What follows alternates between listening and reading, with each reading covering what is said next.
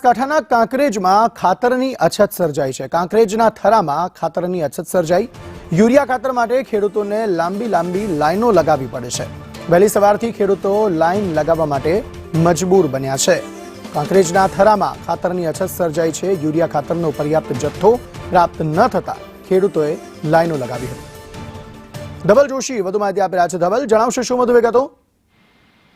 અંકિત, ચોક્કસથી બનાસકાંઠા જિલ્લામાં ખેડૂતો માટે રવિ સિઝન ચાલી રહી છે ને રવિ સિઝન ખેડૂતો માટે મહત્વની સિઝન છે ને તેવામાં જ ખાતરની અછત છે તે સામે આવી છે।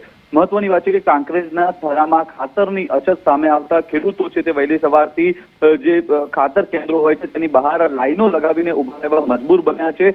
કાંકરેજના કેટલાક દ્રશ્યો સામે આવ્યા છે કે યુરિયા ખાતર માટે ખેડૂતો છે તે વહેલી સવારે કડકડતી ઠંડીમાં જે ખાતર કેન્દ્રો હોય તેની બહાર કતાર લગાવીને ઉભા છે। મહત્વની વાત છે કે જે પ્રકારે કેટલાય સમયથી આ ખાતરની અછત છે ને તેને કારણે ખેડૂતોને યુરિયા ખાતર ન મળતા યુરિયા ખાતર મેળવવા ખેડૂતો છે તે અત્યારે તડપાપડ બનેલા જોવા મળી રહ્યા છે।